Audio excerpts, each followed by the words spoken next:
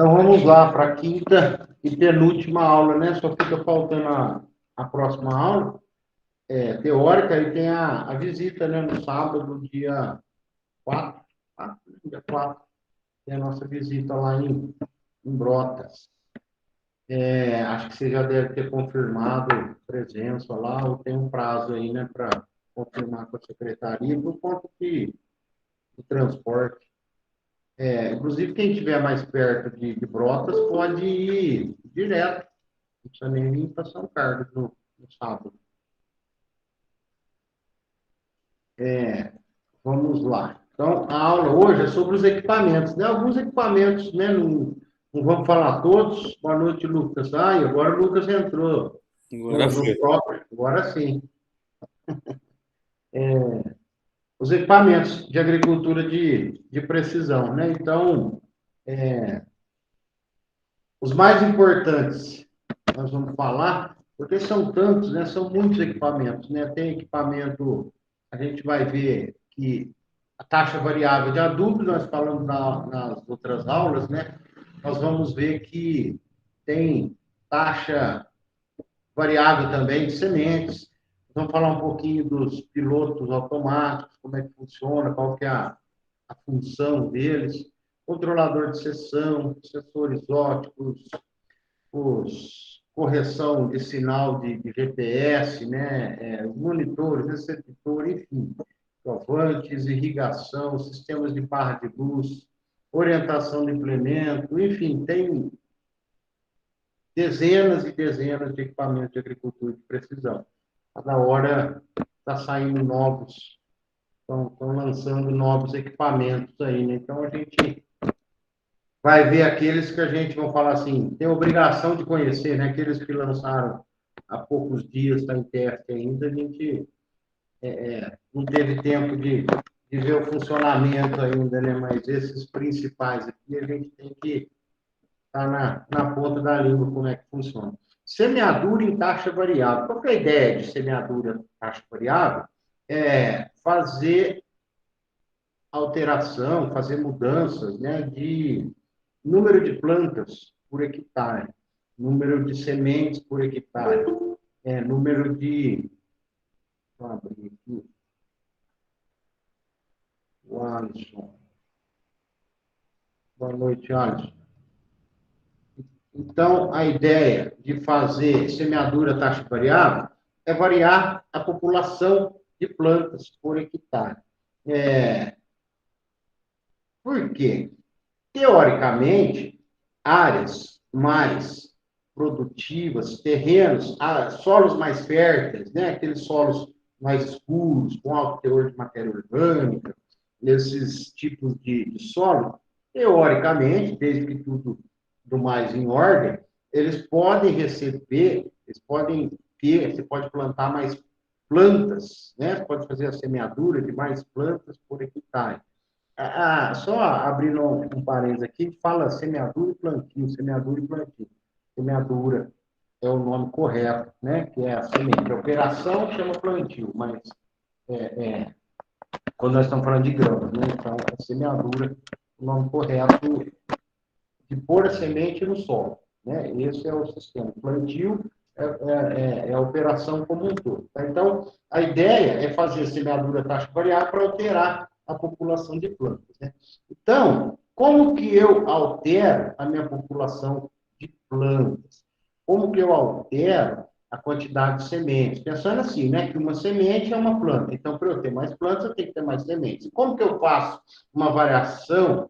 É através do espaçamento. Eu tenho que diminuir o espaçamento. Quanto mais eu diminuo o espaçamento, mais plantas vão ter por hectare, tá? Só que aí, qual que é o espaçamento que eu estou dizendo? Diminuir o espaçamento entre plantas, diminuir a distância entre plantas. Eu não consigo diminuir com o trator andando o espaçamento entre linhas, né? Então, vamos lembrar que entre linhas é aquele pedaço de chão que fica entre as duas linhas da cultura, né, entre linhas. Isso eu não consigo alterar com a máquina andando, aumentar e diminuir o espaçamento de uma plantadora. Tá? O que eu consigo fazer é diminuir a distância entre uma planta e outra. E isso dá uma tremenda diferença na população de plantas. Por exemplo, aqui, ó, olha que variação na população de plantas por hectare, só eu alterando o espaçamento entre plantas. Ó, plantas por metro, 10. Então, quer dizer que uma planta está 10 centímetros da outra. Né? 10 vezes 10, 100. 100 centímetros por metro. Eu falo Professor, 12. Oi, Amanda. você não está compartilhando os slides. Não, está. Não.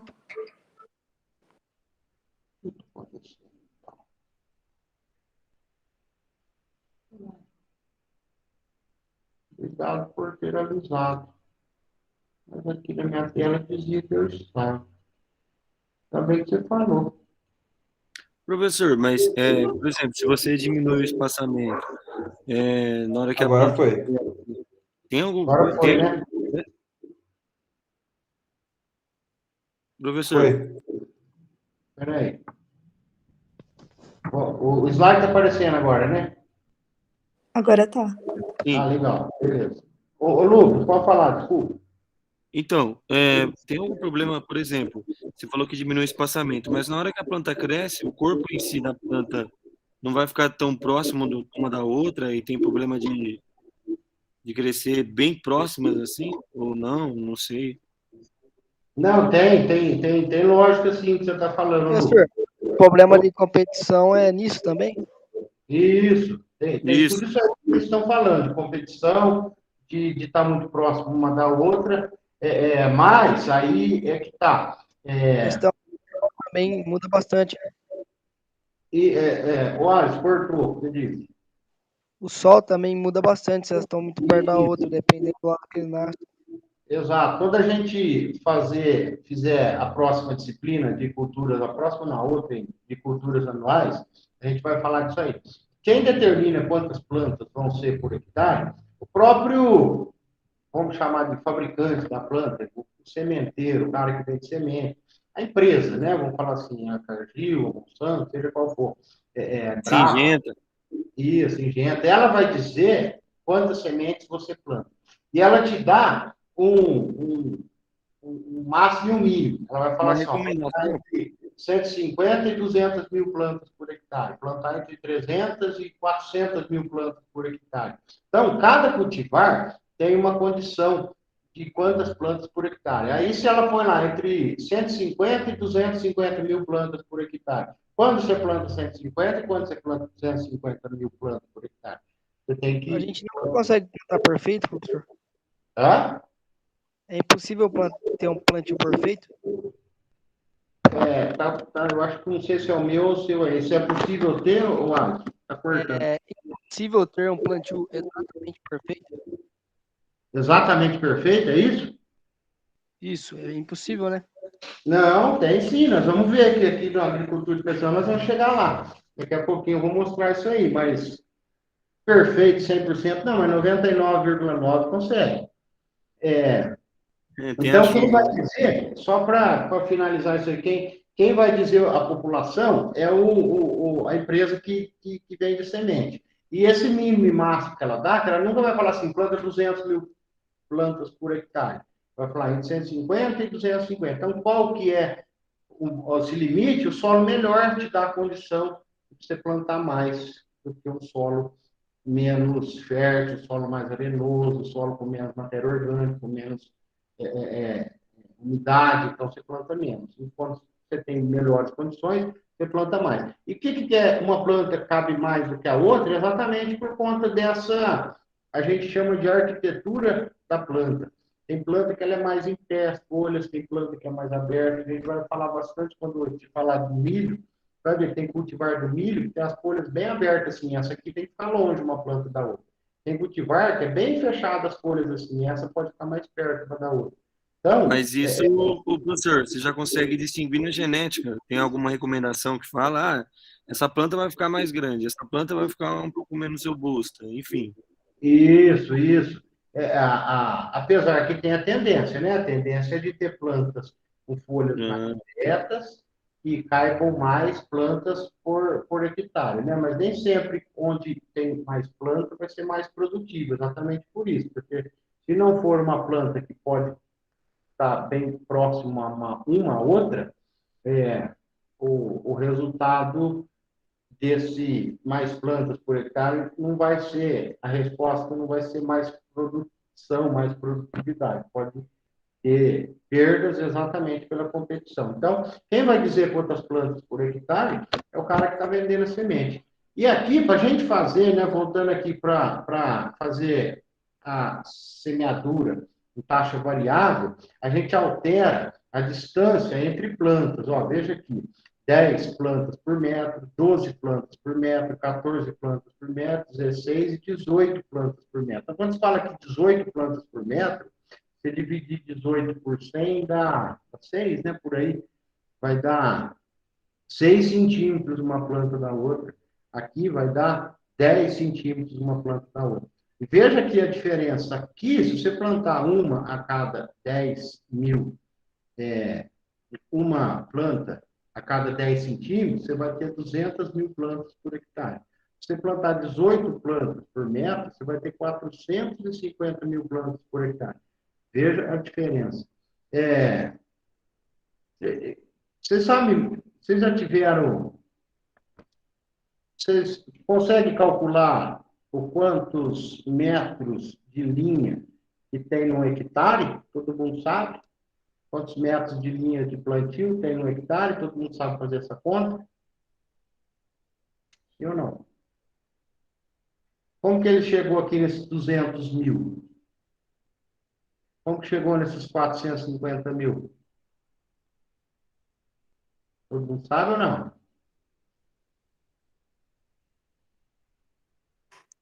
Explica aí, professor, para a gente relembrar. Tá. Esse número de metros lineares é importantíssimo. Isso aqui, vocês vão ver. Se não viram ainda, vocês vão ver em todas as disciplinas, quando a gente for falar de calibração, de regulagem de equipamentos, de plantio de cano, de estimativa de produção. Tudo, para nós, o que considera é metro linear da cultura. Como que eu tenho que fazer essa conta? Eu tenho que pegar 10 mil. O que é 10 mil? É metro quadrado que eu tenho no hectare. 10 mil metros quadrados por hectare. Aí eu divido pelo espaçamento. Quem está com a calculadora aí? Então, vamos fazer essa conta aqui. Ó. Então, se eu dividir 10 mil metros quadrados, que é o que tem hectare. Se eu dividir 10 mil por 40 centímetros, né? Então, eu tenho que passar para 0,4 metros, porque como eu estou falando 10 mil metros quadrados, eu tenho que dividir por metro, né? Então, dá 0,40 metros, que é 40 centímetros. Faz aí, quem faz para mim? 10 mil dividido por 0,40. 25 mil, professor.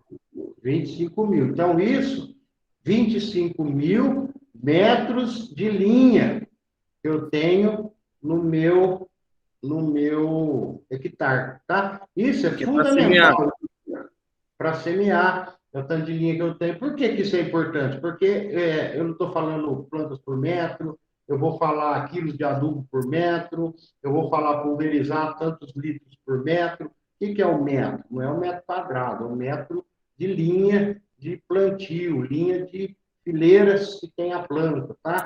Porque aquela entrelinha, por que não me interessa? Porque na entrelinha eu não vou pôr adubo, na entrelinha eu não vou pôr semente, na entrelinha não vai passar meu equipamento fazendo uma pulverização, né? Considerando assim, então eu preciso saber o metro de linha. Eu não vou pôr nada na entrelinha, então precisa do metro de linha. Então, eu sempre divido 10 mil pelo espaçamento. Então, faz aí, ó, não precisa nem fazer, né? Ó. Se for um espaçamento de 50 centímetros, 10 mil dividido por 0,5, quanto dá? Metade, né? 20 mil? Uhum. 20 mil. Então, nesse espaçamento entre linhas de 50 centímetros, que é 0,5 metros, eu vou ter 20 mil metros em linha, né? Então, são números que a gente trabalha tanto que a gente acaba até se acostumando. Por exemplo, na cana a gente usa muito para fazer estimativa, para fazer adubação, metros lineares. Então, na cana, por exemplo, que é espaçamento da maioria das lavouras, de 1,50 m, então, se eu dividir 10.000 por 1,50 m, vai dar 6.666, né? Então, vocês veem, 6.666 metros de linha de cana por hectare, se o espaçamento entre as linhas for de 1,50. Se o espaçamento for de 1,40, vai dar 7.142 metros lineares por hectare, tá? Então, esses números, a gente, de tanto a gente trabalhar, né, igual eu falei da cana aqui, eu não fiz de cabeça 10.000 dividido por 1,50, por 1,40, não, porque é um número que a gente trabalha tanto, a gente acaba decorando, tá? Então, como que eu chego aqui nesses 10.000?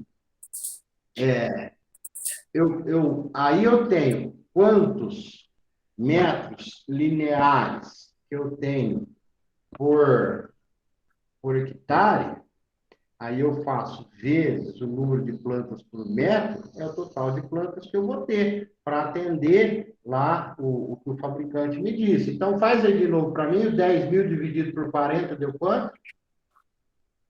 25.000. 25.000. 25.000 metros lineares no hectare. Faz vezes 18? 450.000. Aqui, tá aqui, ó, 450.000. É aí que vem a conta. Então, tá vendo? Você dividiu 10.000 metros quadrados de hectare por 40, por 0,40. 25.000, vezes 18, deu 450.000. Se fizer por 16, vai dar 400.000, por 14, 250.000, e por aí em diante, tá? Então, esse número de metros lineares por hectare é muito utilizado, isso aí a gente precisa saber. Tá? Então, o que eu faço aqui? Voltando para a nossa taxa variável de semente, eu vou fazer a variação do número de plantas por metro, tá? Eu consigo fazer taxa variável. Então, é esse espaçamento aqui, ó, entre uma plantinha e outra. Então, você pode ver que tem soja que fica 6 centímetros uma planta da outra.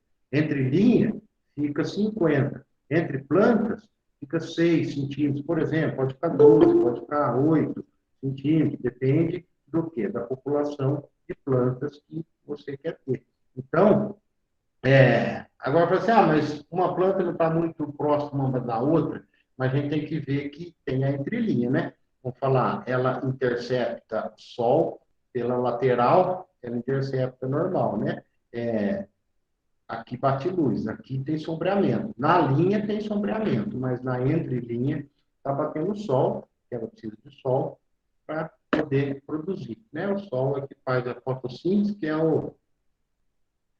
a equação da vida mais importante de todas aí, é a equação da fotossíntese, né? Aqui uma plantadora convencional. Professor, Oi, mano. naquela tabela estava em centímetros. Por que eu estaria usando metros? Aqui você fala o espaçamento? É. Porque o hectare nós estamos fazendo em metros, 10.000 metros quadrados. Aí você tem que dividir metro por metro, né? Ah, tá. Então o hectare sempre vai ser em metro. Hectare sempre metro quadrado. Ah, entendi. Tá bom. Aí, e para nós, a gente pouco fala em alqueire. O alqueire usa muito para fazer arrendamento, compra, tal, mas nós, no dia a dia, a gente usa hectare, tá? Tudo que a gente vê aí, dosagem de um produto é por hectare, volume da cauda do produto é por hectare, produtividade por hectare, número de semente por hectare. Então, sempre é por hectare na agricultura a gente usa. Pouco se fala em alqueire. Ok. É só na semeadura mesmo, então, que vai ser centímetros aí, então. Entendi, Lucas. Só na parte da semeadura que você vai ter que fazer o cálculo, né, da questão de centímetro. O resto só metro. Não, aqui você vai usar metros também, você tem que usar 0,40 metros, 0,45 metros. Você converte isso. Isso, você sempre tem que usar metro. né? Porque você vai dividir 10 mil metros quadrados por metro, né? No caso, 40 centímetros é 0,4 metro, metro por metro. E aí sobra metro, corta um metro, outro metro, sobra metro. Então, aqui, uma plantadora convencional, ela não consegue fazer a variação de número de plantas por metro, porque ela depende da velocidade da máquina. Quando a gente... a plantadora, a semeadora, por dentro, ela tem esses discos, né? Onde estão esses discos? Esses discos estão aqui, ó. Também eu estou passando o mouse aqui. Esses discos, o que são? Esses discos é quem pega, cada casinha, cada furinho desse aqui, ó, pega uma semente e vai jogar lá na planta, e vai despejar, vai lançar lá no cano, embaixo dos discos, um caninho, aonde vai sucar e entrar e vai para o solo. Então, o que é o grande fator para fazer a variação da planta?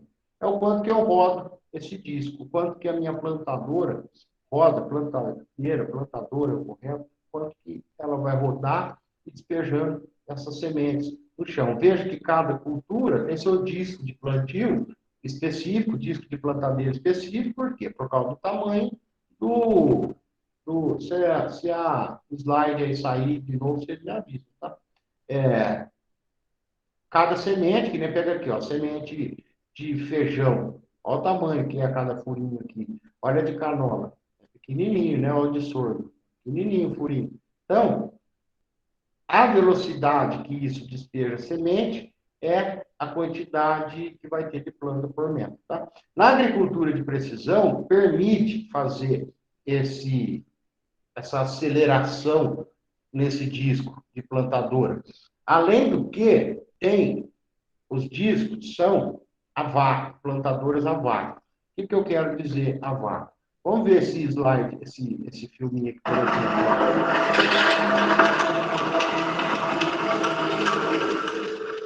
Veja que aqui, ó, aqui o disco da plantadeira.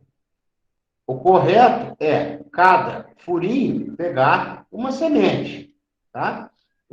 Assim, ó, cada furo pega uma semente. Esse disco está lá dentro do reservatório de semente. Então, o correto é cada furinho desse pegar uma semente. Veja que tem hora que passa furinho aqui sem semente nenhuma e tem hora que passa furo com 2 sementes ou sem nenhuma semente. Isso aí, para quando a gente está falando de plantio de alta precisão, 6 centímetros de espaçamento entre plantas, ora, se passa um disquinho, um furinho desse do disco, sem semente, você já vai ter uma variação na sua população de plantas. O que a plantadora a vácuo faz? Ela chupa essa semente de modo que dentro do disco, dentro daquele furo, não fique nenhum furinho sem pegar uma semente. Aqui é a vácuo, né? Ela está aberta, então não está no vácuo, mas ela está fazendo o serviço, é uma plantadora a vácuo. Quer ver? Ela vai em câmera lenta aqui. Esses que estão pulando aqui é semente, tá? Olha lá, vê, aqui não é furo, aqui está tudo tampado. Os furos são só esses de cima aqui, ó. Veja aqui, olha lá, não passa um furo sem semente e não passa um furo com 2 sementes. É uma semente por furo e todo furinho do disco tem uma semente. Tá? Então, isso aqui... Bem preciso, hein, professor? Isso aqui você consegue manter o seu espaçamento, isso aqui você consegue manter aquele número de plantas entre metros, entre plantas, quantos centímetros entre plantas, você consegue manter, porque você está pegando semente exatamente dentro do disco. E essa rotação do disco é o que vai alterar a minha população de plantas. Eu estava com o microfone baixo aqui, por causa do barulho do vídeo. Eu não sei se alguém falou alguma coisa, acho que o Lucas falou, Lucas. Não, eu falei, é bem precisa mesmo. E essa rotação do disco é calculada também? Sim, quem calcula essa rotação é a própria máquina. Legal.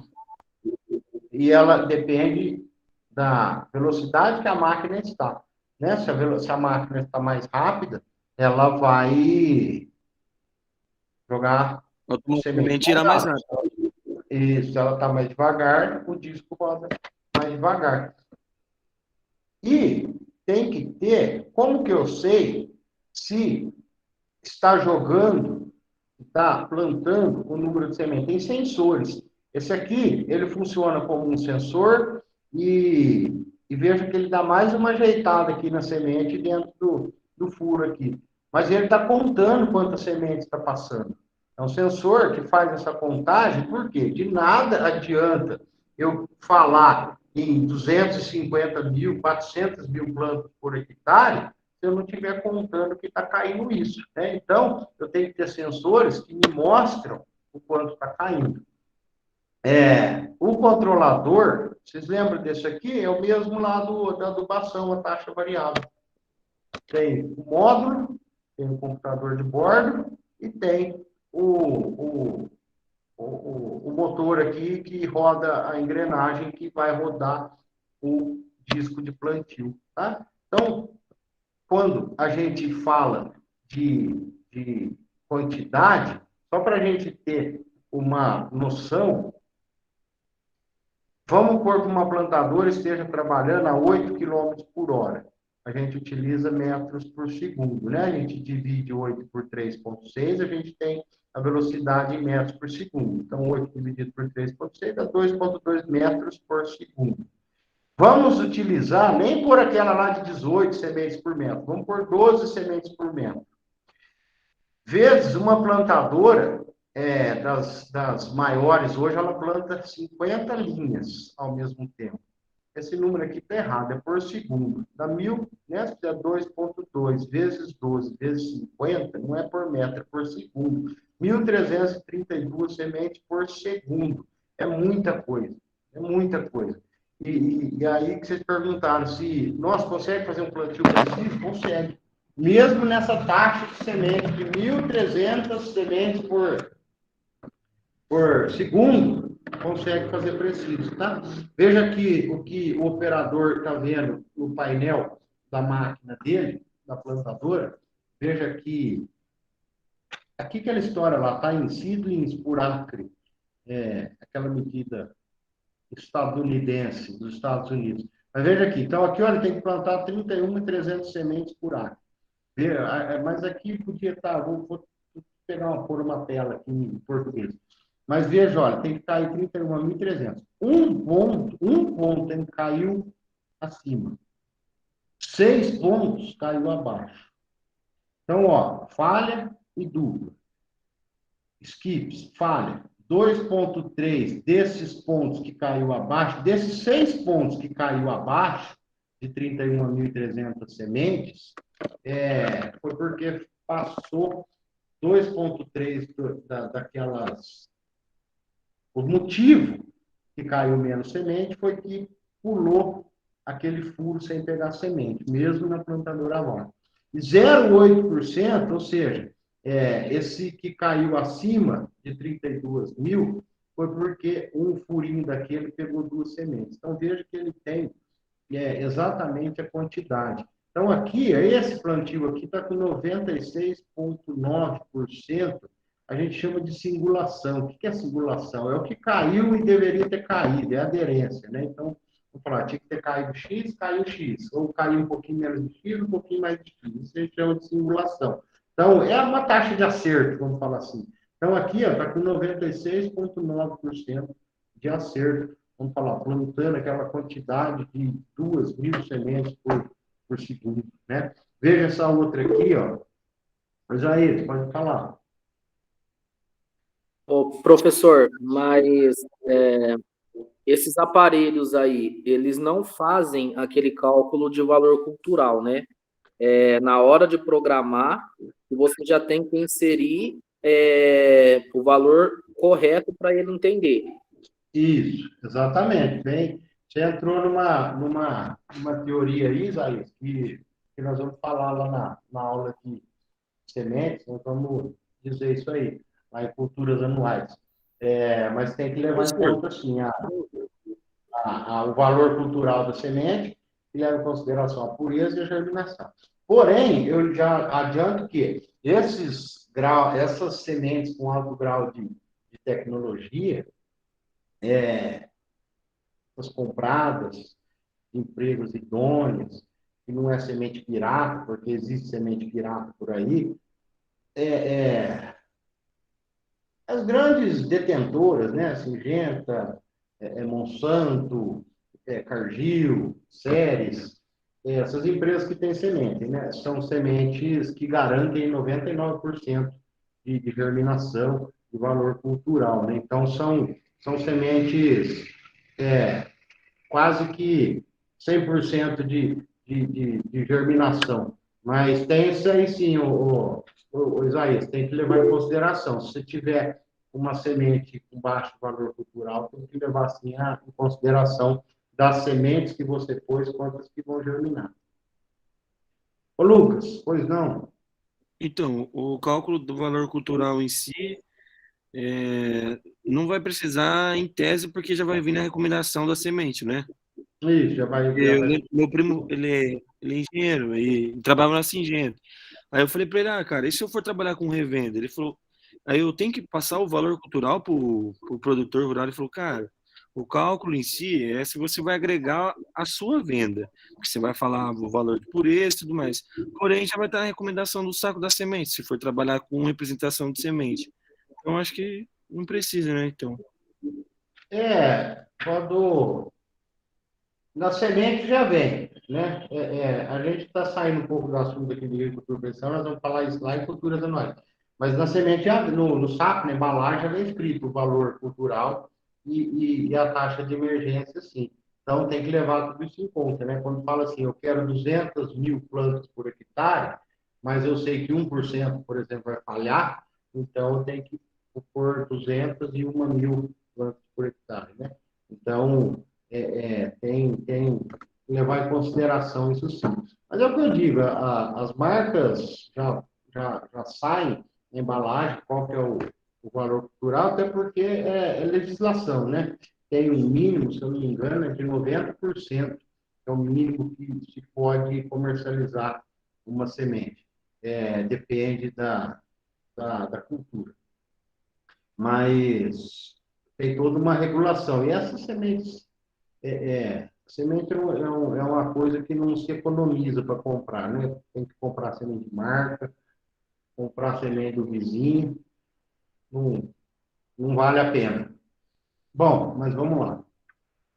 Então, veja aqui, a população que eu tinha que cair, olha quanto que caiu aqui, 99,8%. É o que eu estou dizendo. Não adianta eu ter que fazer um alto densidade de plantio e não saber se está caindo, né? Eu tenho que saber. Inclusive, eu posso saber, aqui eu estou com um sinal de internet, eu lá do escritório eu consigo saber quantos por cento eu estou acertando, né? O espaçamento entre mim, 88,8%, e número de sementes, 99,8% de acerto. Acima, nenhuma, 100% de acerto. Abaixo, 99,3% de acerto, ou seja, 0,7% caiu fora, abaixo. Ou seja, passou uma casinha lá sem pegar. Então, veja que aqui eu mostro quanto que está de vácuo do lado esquerdo, do lado direito. Aqui, sementes falhas e 0,1% de semente falhou. Qual que é a força para baixo, né? A força que está fazendo no plantio, o grau de contato da plantadora no chão, enfim, já te dá todas essas informações no painel da máquina, tá? Então, vantagem, isso aí, você economiza de sementes, você pode ter maior produtividade plantando mais sementes, facilita a operação, aumenta o rendimento operacional, diminui a competição entre plantas, porque você está fazendo o espaçamento ideal, né? Se ele falou que é 10 centímetros entre plantas, você vai plantar 10 centímetros entre plantas. Te garante maior produtividade, você consegue trabalhar à noite, você mantém espaçamento entre curvas e terraços e contorno, por quê? Porque quando chega nas curvas e no final da linha de plantio, o operador desacelera, né, para fazer as manobras. Quando tem uma plantadora a vácuo, ela independe da velocidade da máquina, ela compensa com a rotação sentido disso, tá? Então, aí você tem todas as informações online. Enfim, então, quando a gente faz uma taxa semeada, uma taxa variável de sementes, a gente garante uma produtividade maior e uma economia de grãos. Certo? Então, a taxa variável é isso aí. Tem taxa variável de adubação, que nós vimos na aula passada, e taxa variável de sementes, tá? Então, agora vamos falar um pouquinho dos sistemas de direção, barra de luz e piloto automático. Barra de luz. O que é a barra de luz? Isso aqui, ó, no vidro aqui é a barra de luz. Isso aqui começou lá nos aviões que faziam pulverização nas lavouras. Qual que é a função da barra de luz? Manter esse paralelismo aqui, ó. A distância entre linhas, entre a ida e a volta, né? Você concorda que na ida a distância do implemento não tem erro, né? Onde pode dar erro é na volta, né? O trator foi, e aí na volta que ele pode dar o erro, né? Então, quando tem a barra de luz, a função é exatamente essa, é manter o paralelismo. E, além disso, fazer, quando há necessidade, a sobreposição adequada dos fertilizantes, e corretivos, defensivos, insumos de maneira geral. Vamos entender aqui uma coisa importante. Veja aqui, ó, ele está fazendo uma aplicação, uma adubação a lanço. Então, ó, tem uma largura de trabalho. Ó, tá vindo aqui, vamos falar, 4 metros para cá, tá indo 4 metros para lá. E está caindo tudo igual? Não está caindo tudo igual. Aqui no meio cai mais. A gente consegue ver, ó, aqui nesse gráfico, veja aqui é o ponto zero, ó, aqui é o meio do implemento, meio do trator. Aqui é o quanto que caiu de adubo, massa recolhida. Então, veja aqui que no ponto zero, no meio do trator, cai mais. 2 metros, 4 metros, 6 metros, 8 metros, vai caindo menos. É lógico que a 24 metros do centro não vai cair quase nada, né? Porque não é a largura de trabalho do equipamento. Mas mesmo que seja a largura de trabalho de 8 metros para um lado e 8 metros para o outro, veja que quanto maior, mais longe vai ficando do centro do trator, vai caindo mais. Aí você vai perguntar, mas o que tudo isso tem a ver com a barra de luz? Tudo. Por quê? Porque aqui você tem que ter uma sobreposição. Por exemplo, aqui nós estamos vendo que aqui, nós acabamos de ver, que aqui no centro do trator cai mais do que aqui. Aqui é a largura que está esparramando, largura de trabalho, está esparramando o adubo. Então, ó, vamos falar assim, ó, aqui é aquele gráfico que nós vimos no slide anterior. Ó, aqui no meio do trator cai mais, longe cai menos. Na volta, ele tem que sobrepor uma faixa para que caia igual está caindo no centro. Por exemplo, aqui, ó, veja, aqui é a ida, aqui é a volta.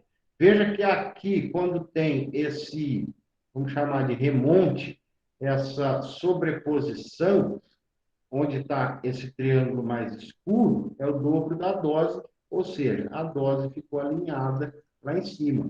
Mesma coisa, na volta tem que ter uma sobreposição, porque aqui onde está esse triângulo escuro é o dobro da dose, então ficou alinhada com a dose do meio. Se não fizer a sobreposição, o que vai acontecer? Vai ter uma faixa com bastante adubo, uma faixa com pouco adubo, uma faixa com bastante, uma faixa com pouco. Então, eu não trabalho com a minha largura inteira de trabalho, porque lá longe, eu falo assim, a minha adubação a lanço, eu não posso trabalhar com ela a minha largura inteira aonde está jogando o adubo. Não, porque lá longe vai cair pouco. Eu tenho que considerar o quanto está caindo no meio, enquanto está caindo do lado, eu preciso sobrepor, tá? Exatamente isso que uma barra de luz, por exemplo, vai fazer. Além do paralelismo, lá do plantio, né? Então, eu disse duas coisas. Uma é o paralelismo do plantio, uma linha vem do ladinho da outra. Por que uma linha tem que ter exatamente em cima da outra?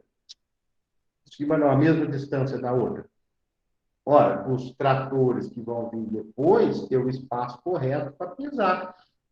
Se estiver mais perto, o pneu vai pisar nessa planta. Vai pisar a hora que estiver passando o trator com herbicida, estiver passando o trator fazendo uma adubação, aplicando inseticida, vai passar por cima da linha de plantio. Então, ele tem que ter o espaçamento correto para o trator passar, né? A entrelinha correta. Então, se tiver mais estreito, o trator vai pisar em cima. Só se tiver mais largo, não existe, né? Se um lugar tiver mais largo, o outro ficou mais estreito, né? Então, não tem como.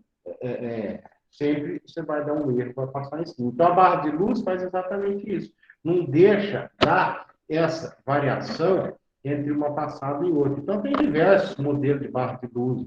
Como que ele enxerga? Tem que estar aqui, tem que estar bem no verdinho. Tem que estar no centro. Se você sai um pouco, ele te avisa.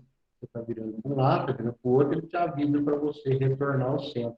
E é bem antigo, né? Isso aqui já existia lá nos aviões, que começou isso aí, aqueles aviões agrícolas, né? E hoje tem barras de luz modernas, ó, já tem as estradas.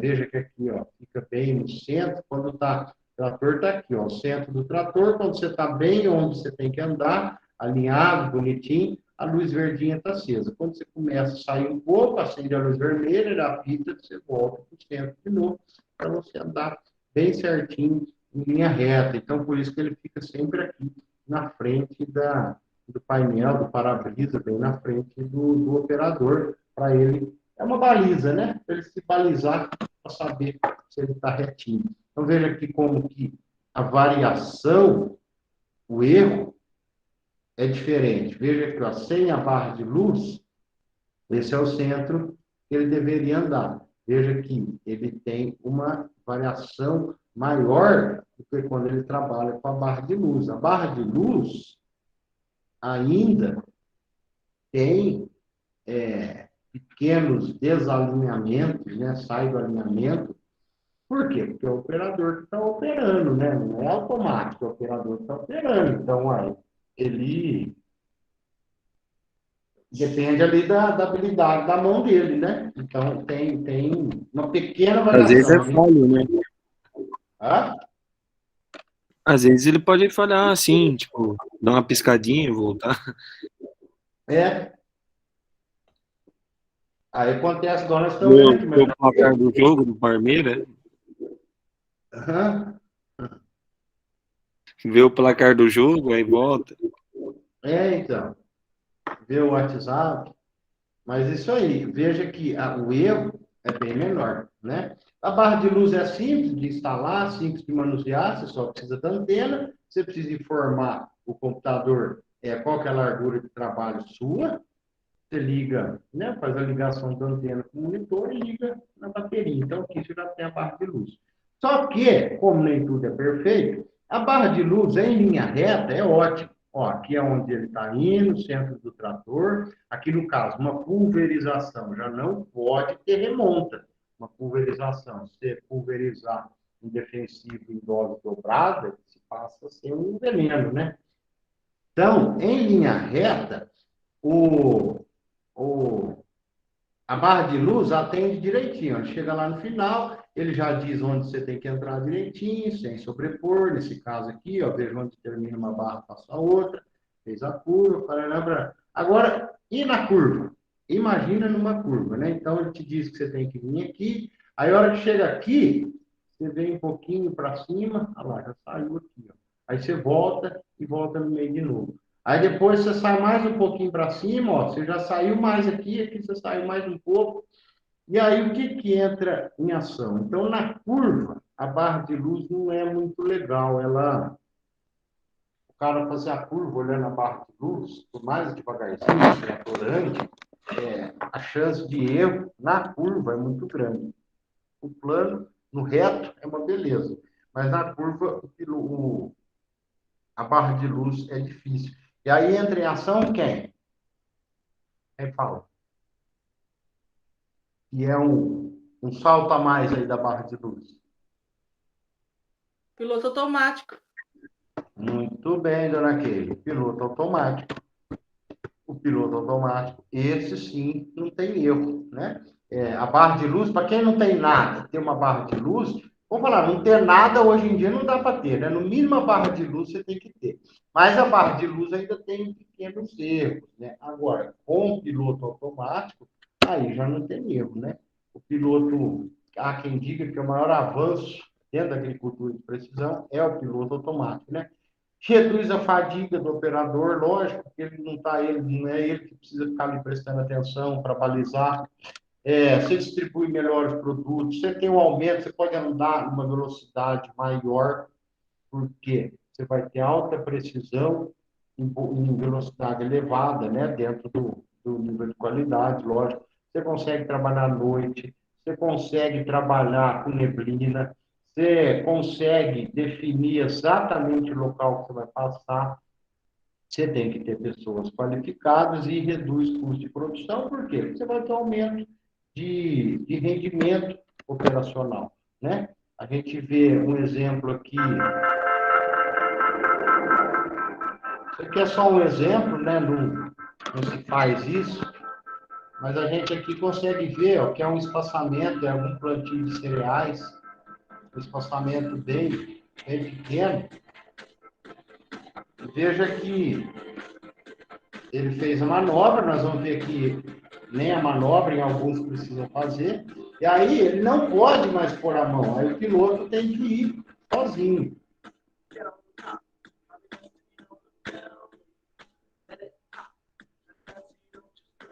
Quando a gente for fazer a visita, a gente faz isso aqui, tem aluno que quer ir dentro da cabine, e a máquina vai sozinho, né? E veja que o espaçamento aqui deve ser o quê? Entre linhas de 5 centímetros, por aí. O piloto não pode pôr a mão. As empresas, quando o piloto entra em ação, quando o tratorista entra em ação para dirigir, ele tem que justificar por que ele pôs a mão. Porque ele não pode dirigir, ele não pode dirigir com a mão evitando, porque senão dá erro, né? Então, você tem que deixar a máquina fazer sozinha. Quando o tratorista põe a mão, acusa no relatório da máquina, dizendo, falou, ó, hoje o cara 10 vezes ele assumiu a direção da máquina. Ele não pode fazer isso, ele tem que deixar a máquina trabalhar sozinho. Então veja o grau de precisão que tem. Chega a ser zero. Por quê? É tudo via sinal de GPS, que atua diretamente na máquina, e tem, aqui quando a gente fala lá da aula de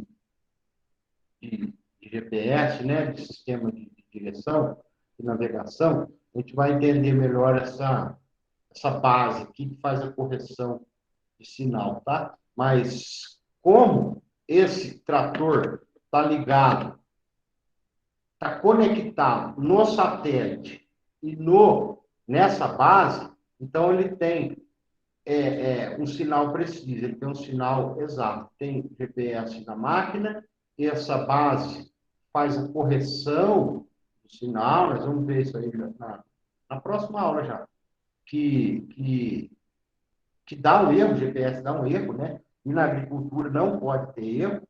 O nosso GPS do celular dá um erro grandão, mas na agricultura você não pode ter erro nenhum.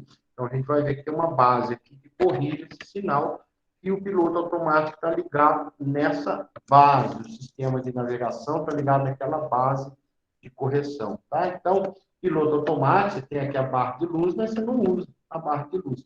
É o que eu estou dizendo, essa aqui é a base. Então, aqui é uma antena também, que esse trator tem a outra antena, esse trator está ligado no satélite e está ligado aqui nessa base. Então, ele tem um sinal, essa base corrige com essa antena.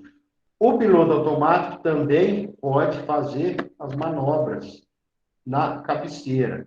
Por quê? Imagina num preparo de solo, quando você está trabalhando, você não vê a diferença entre uma área e outra. Qual que é o problema no preparo de solo? É ficar alguma área sem passar uma grade, por exemplo. Olha aqui, ó.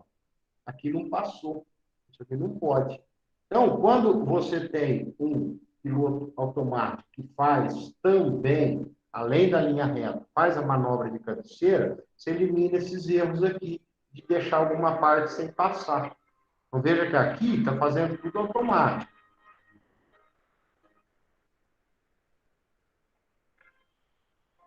Então, ó, elimina a sobreposição, ou seja, não passa 2 vezes no mesmo lugar e não deixa nenhum lugar sem passar. Por quê? Imagina ele operando à noite, ele não vai saber onde ele já passou. Veja que aqui agora, ó, ele vai passar onde ele não tinha passado. Ó. Aqui o trator está indo sozinho. O operador não pode pôr a mão, porque se ele pôr a mão, aí vai dar erro. Aqui é o contrário, você tem que pedir para o cara não dirigir. Você fala para ele, não dirige. Deixa a máquina fazer sozinho.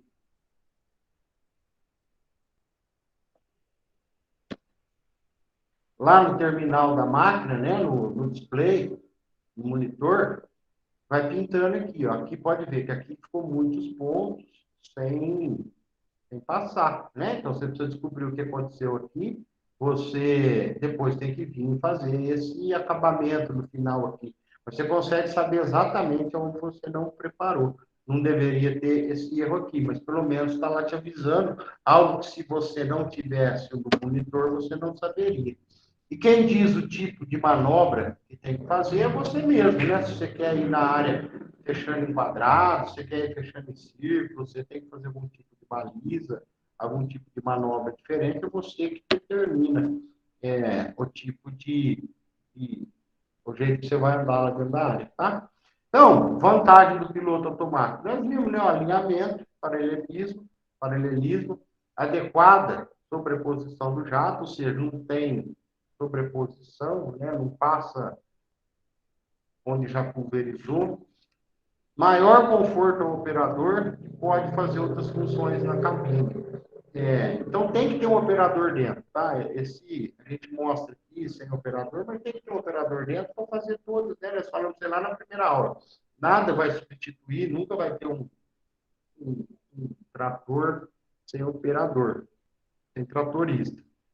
Mas ele vai estar fazendo outras coisas dentro da cabine, conferindo o plantio, nós vimos lá o monitor, lá, quantas sementes está caindo, se está caindo correto, se está atendendo, se está tendo aderência do plano, do planejado, ele só não vai dirigir, mas o resto tudo ele vai fazer. Então, aqui, ó, o cara está mais descansado para voltar no dia seguinte, tá? Aumenta a velocidade, você faz em menos tempo aquela atividade, você libera o trator mais cedo para fazer o serviço, né?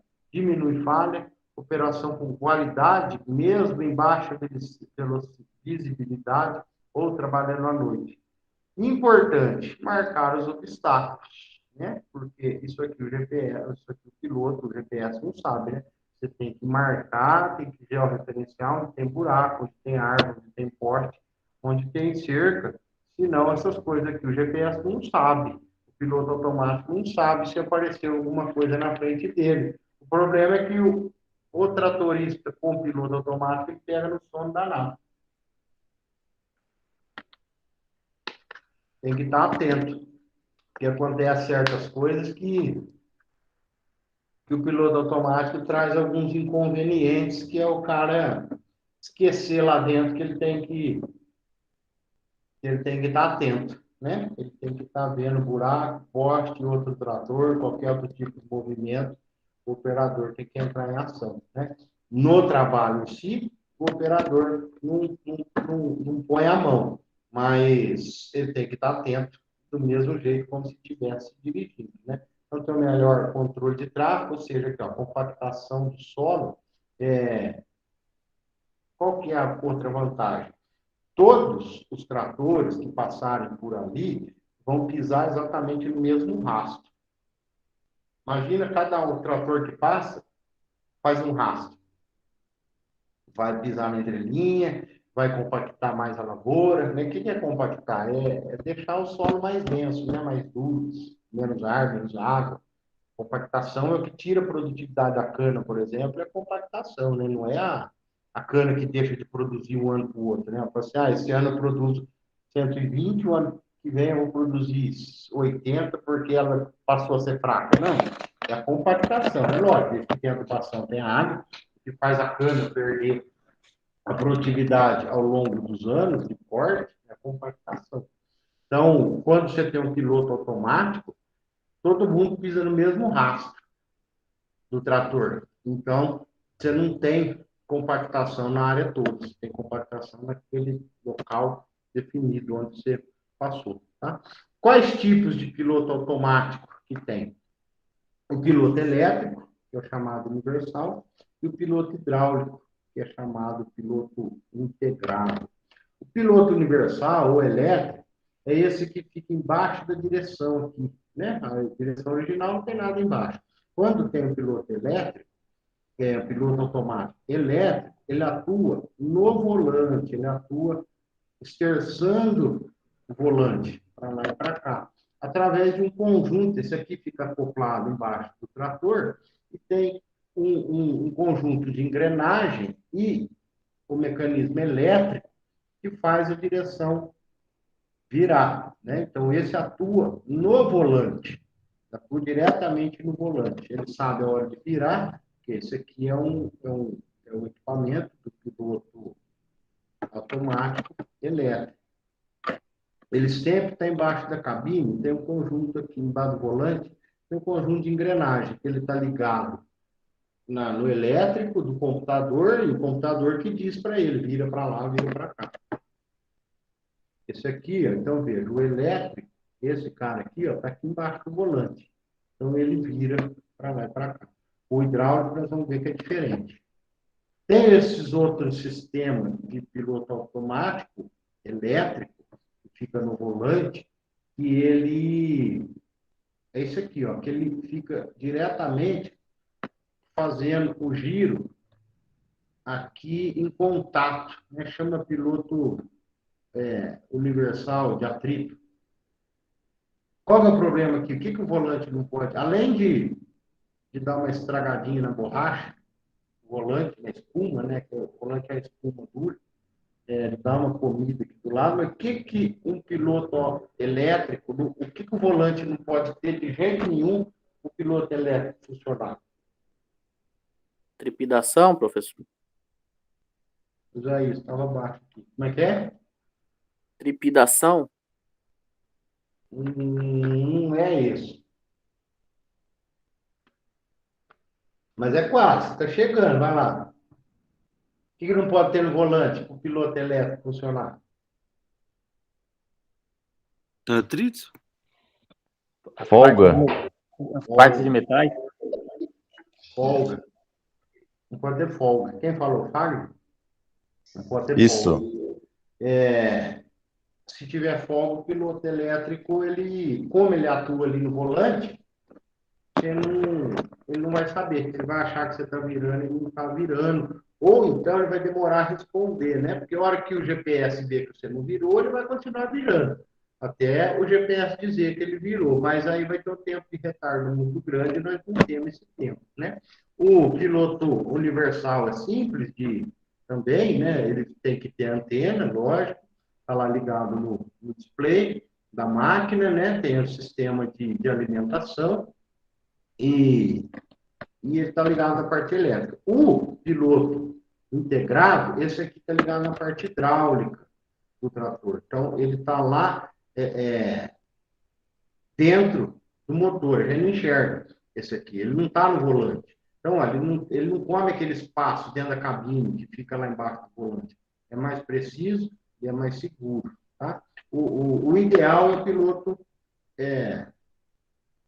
hidráulico, que fica direto no sistema de válvula do bloco de comando hidráulico, lá da direção, né? No comando hidráulico da direção hidráulica, né? Então, o ideal, o que melhor funciona é o piloto automático que fica lá no sistema. Então, olha, tem o hidráulico, ele tem lá o receptor de sinal, ele tem a antena, ele tem um comando.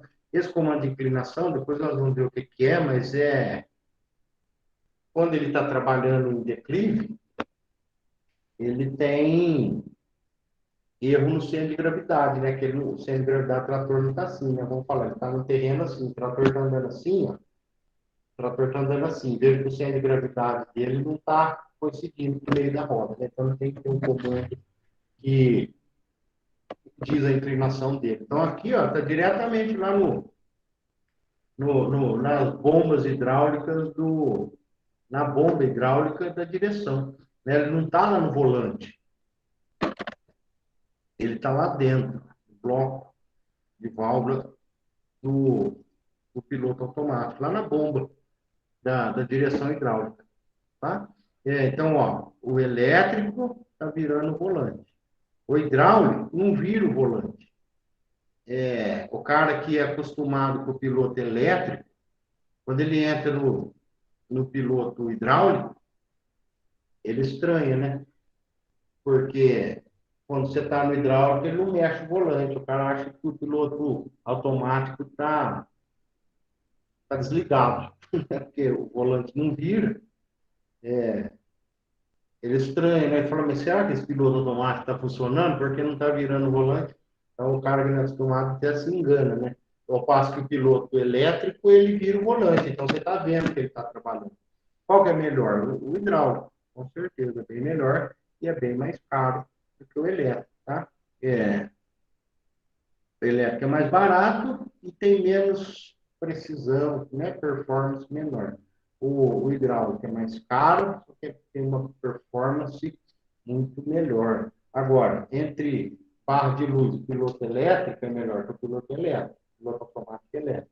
Agora, o melhor do mundo é o piloto automático lá no sistema hidráulico do trator. Tá? Então, dá certa...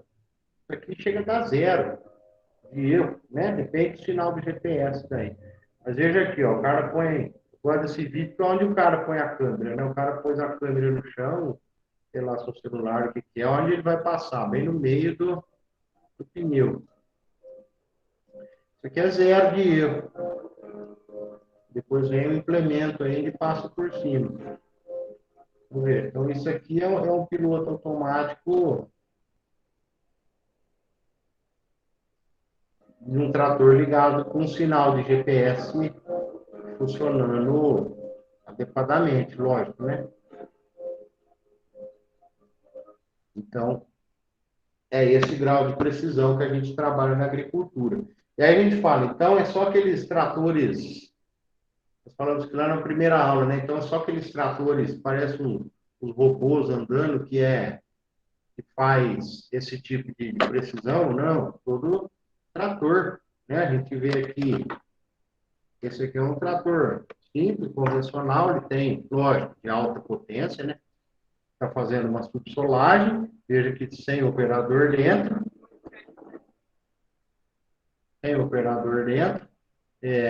e ele tem também o acionamento do hidráulico. Veja que aqui, ó, ele vai levantar o subsolador sozinho, fazer a manobra. É um trator convencional, ou seja, não é nenhum trator de outro mundo, né? Lógico, isso aqui na prática não existe, tá? Isso aqui nunca o pessoal da segurança, nunca o pessoal da empresa vai mandar fazer sozinho. Mas ele está só mostrando, é um filminho que o cara fez, mostrando para a gente aí que vai sozinho. Ó, fazendo a manobra, ele vai entrar exatamente onde ele parou, né, na largura de trabalho dele.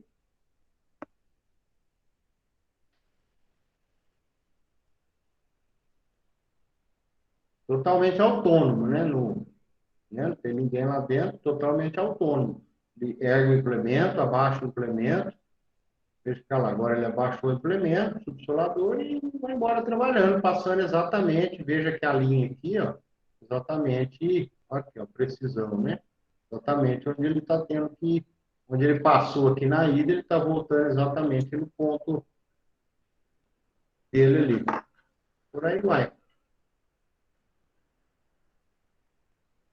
Então, o piloto automático, você só precisa falar para ele a operação que ele está fazendo, mas ele faz toda a operação, né? Faz preparo de solo, faz adubação, pulverização. O que tem que ter é a antena, né? O que tem que ter é o sinal de GNSS, de GPS nele.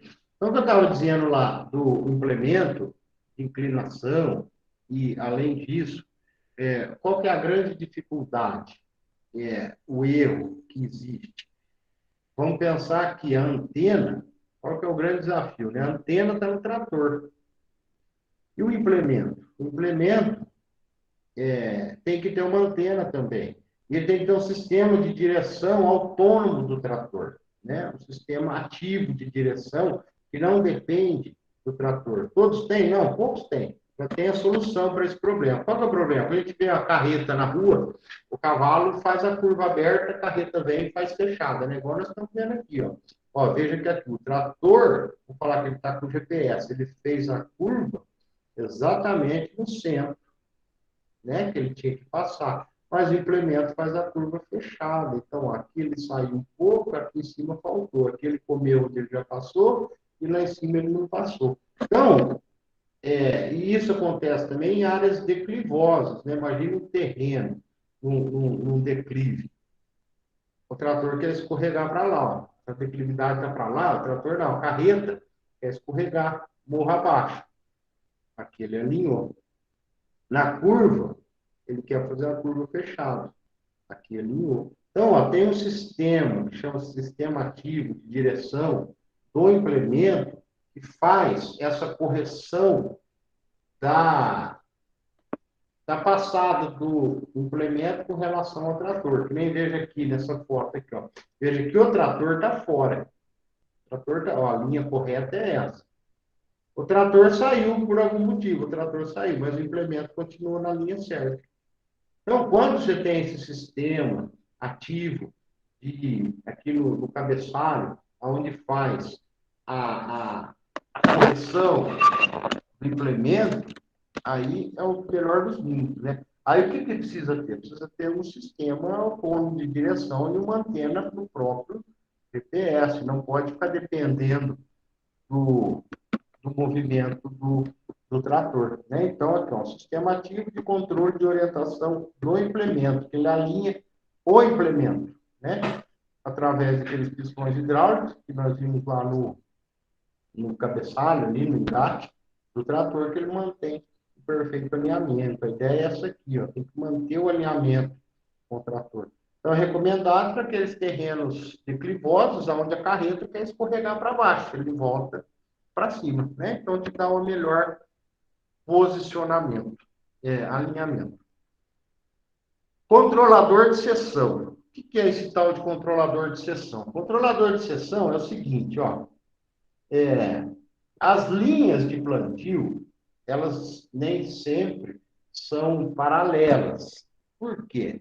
A sulcação, a linha de plantio, depende, o sentido dela depende da declividade do terreno. Por quê? Você nunca vai fazer um plantio, uma linha de plantio, morro abaixo, né? Se o morro está descendo assim, você não pode fazer uma linha de plantio assim também, né? Porque se chover aqui em cima, vai entrar ali, vai virar um canal de água, né? Sempre a sulcação, plantio, sempre as linhas de plantio, é no sentido cortando a declividade. Se a declividade do morro é assim, a linha de plantio tem que ser assim, né? Para conter erosão, para segurar a água.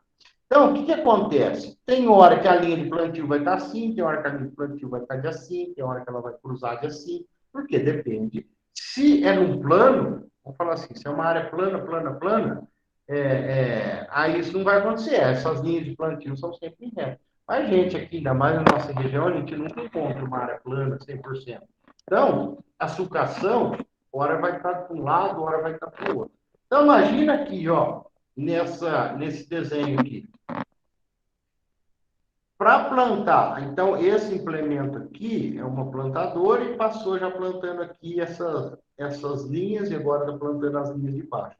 Então, veja que para essa última linha de plantio chegasse até o fim, veja o quanto que aquela primeira teve que entrar, ou seja, sobrepor, remontar, passar por cima das linhas que já estavam plantadas, né? Para essa última ser plantada. Se ele parasse essa aqui atrás, ia ficar tudo isso aqui sem plantar. Para plantar até a última linha, primeiro precisa entrar até lá no fim.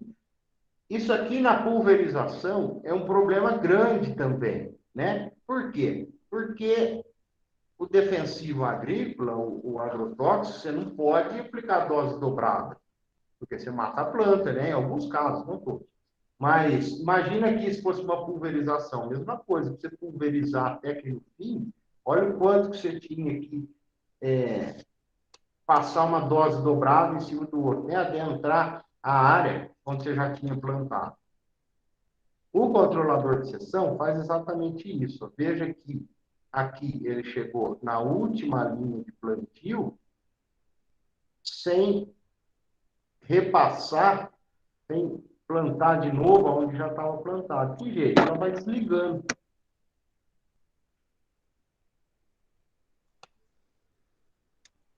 Tem hidráulico, tem pneumático. Ó, veja aqui, ó.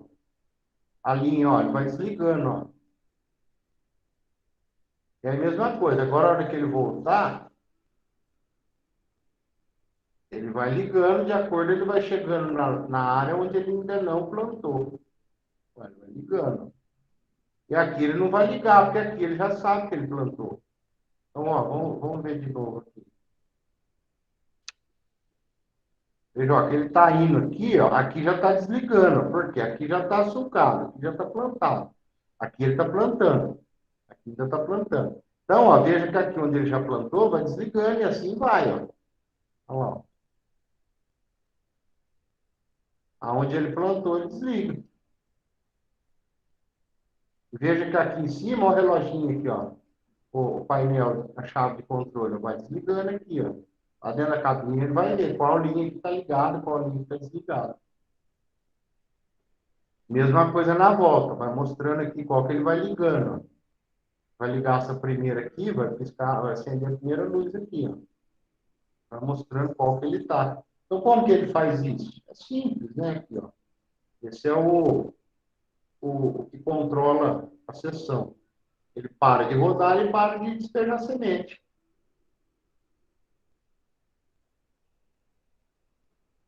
Aquele aqui, ó. Na hora que ele chega numa área onde ele já plantou, ele breca o disco. Ó, aqui é o disco da plantadora. Você vê aqui, ele vai lá, ele parou. Parou, ele não está plantando. Ó, disco, e aqui ele está fazendo o disco rodar. Na hora que ele chega numa área que já plantou, ele breca. Ele para. Então, isso aí que a gente chama de controlador de seção. E isso da pulverização é assim também. Veja que aqui, ó, você só consegue fazer um plantio brecando aqui, ó, quando chega, o que é o brecando que eu falei? Chegou nessa linha aqui, ó, ele parou de plantar essa linha. Mesma coisa. Para ele plantar essa linha aqui, chegar a plantar essa linha aqui tinha que chegar lá na frente, ó. Tem que passar por cima de onde ele já está plantado. Ele ia jogar tudo fora, ele ia pisar em cima e não ia colher, ia ficar uma coisa, ó, aqui, ó, mesma coisa.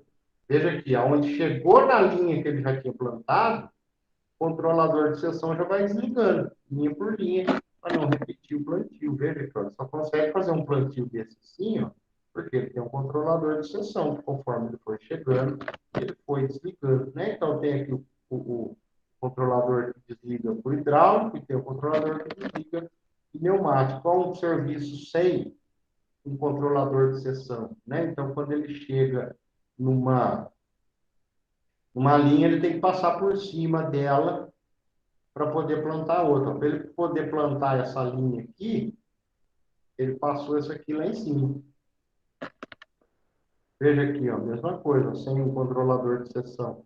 Veja que não fica paralelo, ó, para plantar uma linha precisou passar em cima da outra. Então, o controlador de seção é a mesma coisa, ele depende do software no computador e o equipamento que faz aqui aquela, né, aquela largura de trabalho, então ele vai acendendo e apagando as luzinhas aqui, dizendo aonde ele tem que ligar e desligar. Então, na pulverização é a mesma coisa. Imagina para ele chegar aplicando o produto até aqui no final, se ele não tiver o controlador de seção, ele vai chegar até aqui na frente fazendo uma dose dobrada, ou seja, ele ia aplicar aonde ele já tinha aplicado. Isso pode ser tóxico para a planta, né? Então, ele liga, ele desliga a hora que ele chega no local onde ele já aplicou. Então, aqui, ele anula a sobreposição, reduz o custo, lógico, você não aplica onde ele precisa, aumenta a precisão, em toda a linha você vai passar com garantia, inclusive até nos finais de talhões, que é a hora que a máquina desacelera. Por falar em pulverização, pessoal, estou falando, mas se tiver alguma dúvida, alguma coisa aí para falar, fique à vontade. Eu acelero falar e por aí vai. Então, ó, pulverização, agricultura de precisão na pulverização. Lembra lá quando a gente falou da adubação em taxa variável, né? Então, a gente viu a variabilidade do solo, teor de nutrientes, e aplicava mais adubo onde precisava mais e onde não precisava, não aplicava.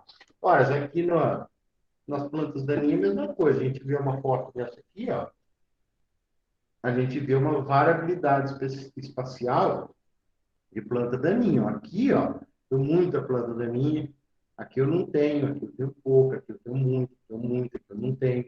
Então, aí vem aquele negócio, eu vou aplicar uma dose alta em tudo? Não, eu faço taxa variável de herbicida também, né? Eu só preciso ter o meu mapa de variabilidade espacial, aquela mesma regrinha lá, tem que ser georreferenciado, com infestação de planta daninha, onde tem mais ou menos, o mapa georreferenciado, infestação por planta daninha, porcentagem da cobertura do solo, ou seja, aonde eu estou mais escuro aqui no mapa, é sinal que eu tenho mais plantas daninhas, então eu aumento a minha dose. Onde eu não tenho, eu aumento a dose, eu aumento o volume de calda, nós vamos ver isso aí, tem os dois jeitos. Aonde eu aqui não tenho planta daninha, ou tenho pouco, eu ponho uma dose menor, ou seja, que eu economizo aqui, eu jogo aqui e faço um controle adequado. Então, esse comando, ele faz a alteração da dose ponta a ponta. Altera o volume que tem que ser aplicado de acordo com o mapa, né?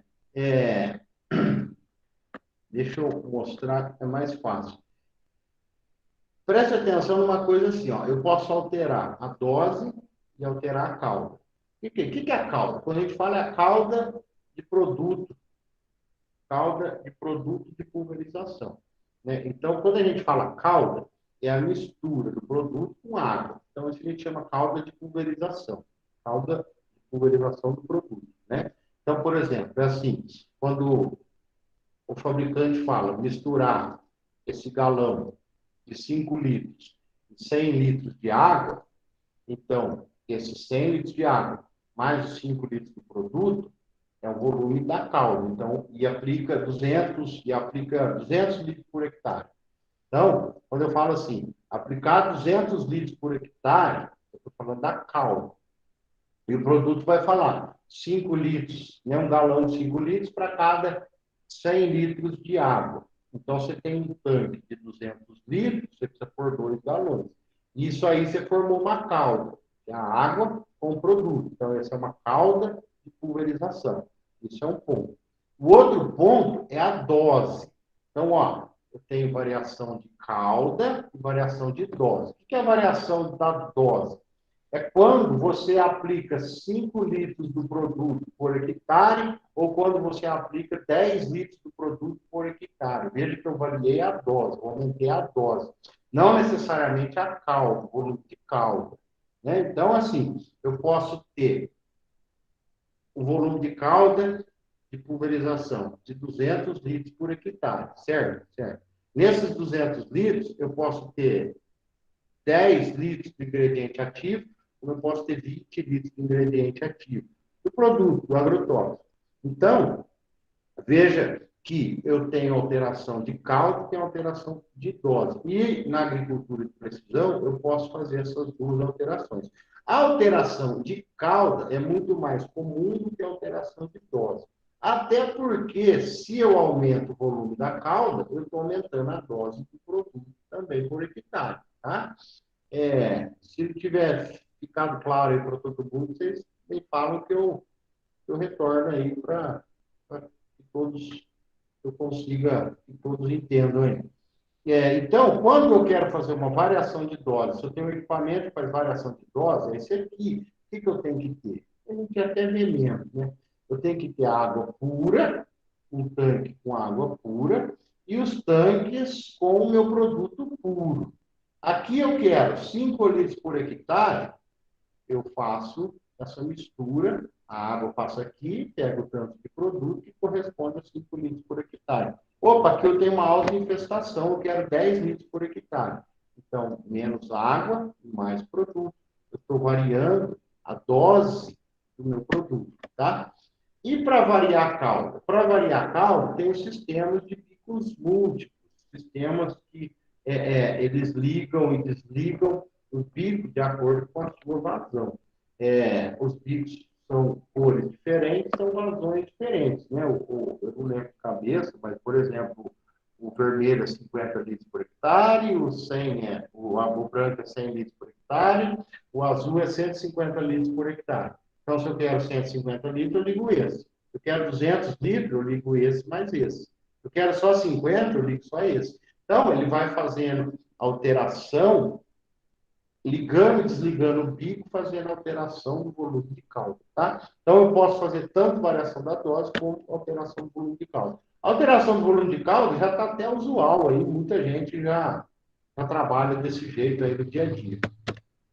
Até porque, como eu disse, se aumenta o volume de calda, né? Se você está jogando 100 litros por hectare, você passou a jogar 200 litros, dobrou a dose do produto também, né? Se dobrou a dose de calda, você dobrou a dose do produto também.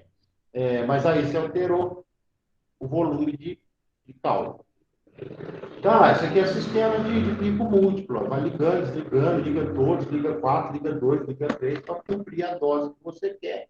E aí ele vai ficando mais ou menos assim, né? Uma faixa, ele aplica 40% da dose, a outra aplica 60% da dose, aqui aplica 100% da dose. Então ele vai fazendo isso de forma automática, igual a gente viu lá na adubação, a taxa variável, a gente também faz pulverização em taxa variável. Lá de dentro da cabine de operador, ele já vai tendo controle de tudo, né? Ó, litros por hectare, está jogando 100 litros, aplicando 100 litros por hectare.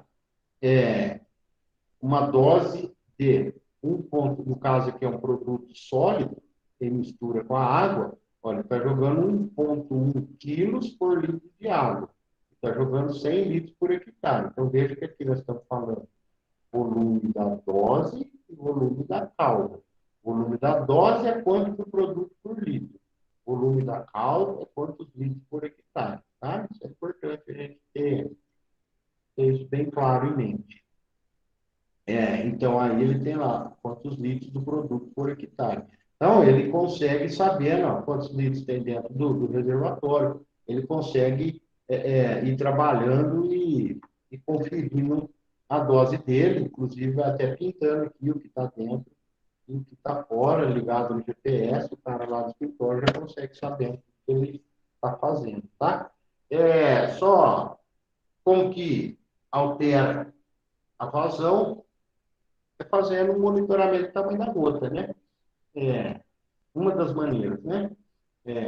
Gotas mais finas, então tem lá a cor dos bicos, né? Isso aqui, quando a gente falar lá a gente chegar na aula de tratamento fitossanitário, a gente fala um pouco mais sobre os bicos de pulverização, é quem faz a dose, tá? E agora, também, então nós falamos de aplicação em taxa variável, pulverização, com mapas. Lembra lá, quando eu falei lá da adubação, tinha adubação a taxa variável com mapa e com sensor, né? O sensor estimava a produtividade e via o quanto de adubo para jogar lá atrás. Então, na pulverização, também tem sensores que funcionam muito melhor do que lá o sensor. Lembra quando eu falei lá da adubação? Eu falei que sensores para fazer adubação a taxa variável não estavam muito legal. Mas na pulverização, os sensores fazem um baita trabalho. Qual que é a ideia do sensor? É aplicar produto só aonde tem planta daninha. Aonde não tem planta daninha, não tem por que ele aplicar e jogar no chão, né? O WeedSeeker é uma tecnologia que utiliza sensores que capturam a presença de plantas. Então veja aqui, ó. Eu já volto aqui. Aqui, ó, a pulverização não para. Fica ligado direto. Não tem mato, ele não teria por que estar aplicando. Deveria estar desligado. Aqui tem uma outra planta de mato, então ele vai aplicar somente em cima dessas plantas. Verdes e envia um sinal para ativar a aplicação do produto no local exato. O Weed Seeker pode ser utilizado em diversas aplicações agrícolas, tais como pulverização seletiva no controle de plantas daninhas na cultura de cana-de-açúcar e de grãos. O controle seletivo de plantas daninhas ajuda no uso racional do produto aplicado, reduzindo custos com herbicidas e resíduos de agroquímicos no meio ambiente, além de maior eficiência operacional do sistema. Copercítrus. Você vê a diferença é essa, um lado não para, o outro lado aplica só em cima da planta daninha. Você pode trabalhar à noite, em alta velocidade, é o que a gente fala, né? Fazendo uma pulverização seletiva, só onde precisa. Imagina, vamos ver isso aqui, ó, quantas linhas são de pulverização e a velocidade, e à noite que esse cara está trabalhando. Esse laser aqui, lá no outro a gente não enxergava porque estava de dia, mas é o mesmo equipamento.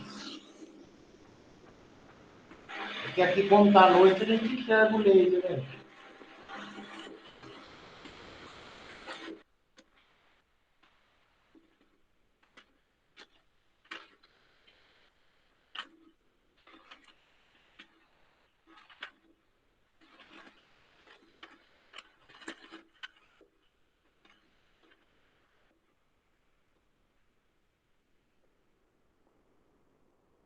Não, esse equipamento não é um equipamento barato. Não sei se alguém tem o preço aí, mas cada um desses sensores aí vai custar aí uns 25, 30 mil. Cada sensor para cada bico. Aí, e mais no painel, dentro da máquina, tem que ter lá mais uma central de comando, deve custar mais uns 70 mil.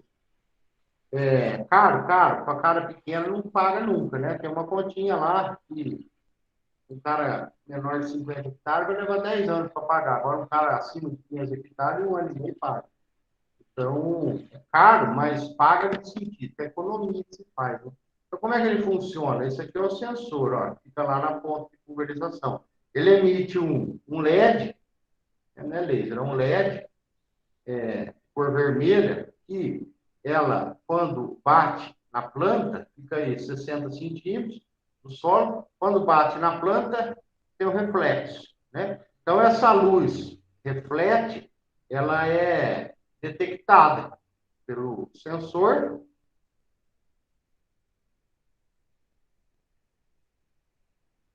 Luz, plantas maiores refletem mais, eles sabem que precisa jogar uma dose maior. Então, tem um circuito eletrônico que dentro avalia o reflexo e determina que tem uma planta verde e o tamanho dessa planta verde. Então, uma plantinha pequena, a pulverização é menor. Uma planta maior, reflexo maior, a pulverização é maior. Então, de acordo com o reflexo, a reflectância, e pela velocidade que a máquina está, né, de acordo com a quantidade do reflexo e quando a velocidade da máquina, ela já detecta o diodo aqui, manda abrir e fechar, e pulverizar só em cima da planta. Tá? Então, você pulveriza a planta, limpa o solo, reduz a aplicação de 80% de herbicida. Poxa, né? Então, é caro, 20 pau, 25 mil, cada sensorzinho desse, para cada bico. Mas se você economizar 80% de um produto que você gasta 2 mil por hectare, já está mais do que pago, né? Trabalha mais rápido, né? Você consegue trabalhar à noite, adapta qualquer implemento, reduz resistência de planta daninha. Então, o problema é que sensor depende de mão de obra especializada, como todo sensor, ele depende de manutenção. Né? Então, tem algumas... A desvantagem que eu diria é essa, alto custo e depende de mão de obra especializada.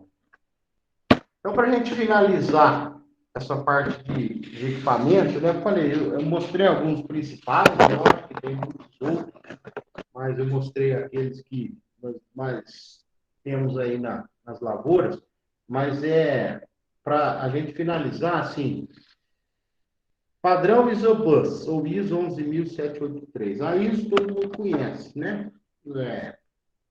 ISO dispensa apresentação, né? Todo mundo sabe uma coisa, quem trabalha em empresa aí, tem a ISO 9000, que é de controle de qualidade, ISO 14000, que é do meio ambiente, nós na agricultura especial, nós temos a ISO-BUS, ISO 11783. E é a ISO dos equipamentos de agricultura de precisão. Por quê? Os equipamentos, até então, não eram compatíveis. Em que sentido? A marca do implemento tinha que ser a mesma marca da cabine. Se fosse John Deere a cabine, tinha que ser um implemento John Deere, tinha que ser um monitor da John Deere, tinha que ser uma tomada da John Deere. Se fosse case, mesma coisa, só conversava com os equipamentos dele, a comunicação, toda a tecnologia, computador, implemento, só conversava com a mesma marca. Então, o que isso acarreta?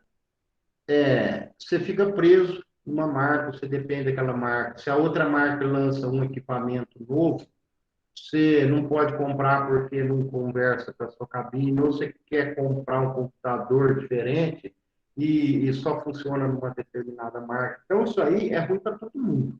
É ruim para revenda, porque se aquele cara não usa determinada marca do seu produto, ele nunca vai usar, nunca vai comprar do você. Para o fabricante, é um problema, porque mesma coisa, se ele não consegue atingir todo o público, para revenda, para o produtor, para o fabricante, para todo mundo, isso é ruim. Então, o que aconteceu? Isso não começou no Brasil, começou nos Estados Unidos, esse buzz aí é de ônibus mesmo, né? Começou o padrão de comunicação em sistemas de ônibus. Agora tem navio, tem trator, em carro, máquina, tudo padrão, tá? Então, nós vamos focar aqui das máquinas nossas. Porque quando que era antes, era tipo assim, dando um exemplo tonto, mas era mais ou menos assim. Você tem lá na sua casa, você quer assistir o SBT, tem que ser na LG. Para você assistir a Globo, tem que ser na Samsung. Para você assistir a Record, tem que ser na Philco. Então, era assim, para você fazer uma operação, você tinha que ter uma marca. Para você ter aquela marca, você tinha que ter tal cabine. Se você fazia um mapa daquela marca, o outro computador não lia. Tinha uma tomada de entrada que não servia na tomada do outro. Então, juntaram-se empresas dos Estados Unidos, começou assim. Aqui no Brasil, começaram com as maiores de implemento, aí, Baldan, Marquesan, junto com o pessoal da USP, todos fizeram essa padronização.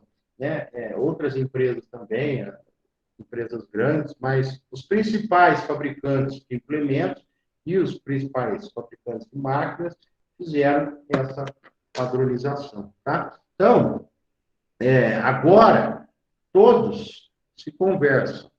Vou passando para frente, porque eu já falei. Então, aqui, ó, esse ISO 11783 chama tratores e máquinas para agricultura e silvicultura. Rede de dados de controle de comunicação e série. Então, quem já viu o ISO, já trabalhou com ISO, sabe que eles te dão uma cartilha que você tem que seguir aquilo à risca, né? Se você for no McDonald's de São Carlos e de São Paulo, é mesmo. Por quê? Porque eles têm um padrão ISO que garante, toda vez que você for em qualquer loja, é igual. Isso é um padrão do tipo ISO, tá? Então, o cara, para fabricar um implemento ISO, tem que seguir essas 14 obrigações aqui, sabe, Carol? CPU do computador, os tipos de mensagem, de erro, as mensagens que aparecem na máquina, todas as camadas de rede, o gerenciamento, o terminal, tem todas as regras, né? Então, é fácil? Não é fácil, cara. A empresa, para ter um equipamento padrão ISO, ela tem que se adequar, tem que fazer parte de todo o sistema ISO, né? Mas muitos têm. Os pequenos aí, que não são com tecnologias embarcadas em máquinas, aí não tem, né? Mas, né, aqui em São Carlos, o pessoal do PSIM, aí o MP Agro, em Baté, tudo esse pessoal é tudo padrão ISO. Né? Então, com esse padrão ISO, garante que qualquer monitor de qualquer marca faz qualquer operação, opere qualquer máquina, faz qualquer mapa, faz tudo gerenciamento. Então, um monitor faz todas as operações com qualquer máquina, elas se comunicam, né? O fabricante da cabine verde conversa com o implemento vermelho, conversa com o implemento azul, tá? Não tem mais um só conversa com o outro, né? Porque tem que ver assim, que não é só engatar, né? Quando a gente fala de agricultura de precisão, nós estamos falando simplesmente lá engatar o implemento, né? Isso tudo que nós vimos, é tudo tecnologia, que depende, né? Quando nós estamos falando lá de taxa variável, GPS conversa com o monitor, conversa com o implemento, né? Então, no implemento tem o cara que faz a variação da dose e tem o computador que lê, tem o módulo que lê o que o computador está falando para ele. Então, hoje em dia, os implementos não são só lá em engatar e abaixar o pino, né? O pino ali no cabeçalho, o pino do engate, né? Não é mais isso que nós estamos falando, né? Nossa agricultura hoje é outra, né? Nós já estamos...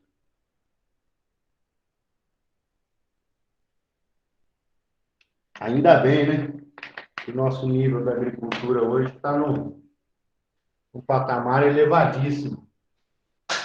E ainda há quem acha que nós vivemos na base da enxada, na base do esterco de adubo. Ainda Do bem que não, né? convencional.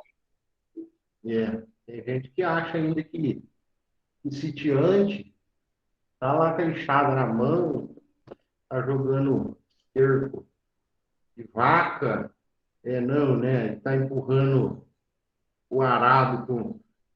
Tem gente que acha que ainda assim, empurrando o arado com o boi, o cavalo indo puxar carreta.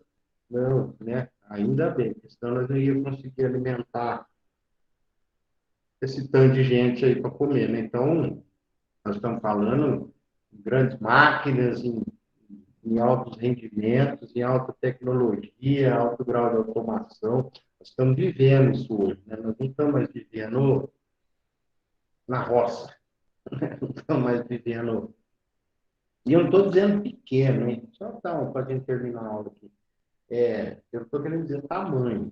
Né? Tamanho de propriedade é uma coisa.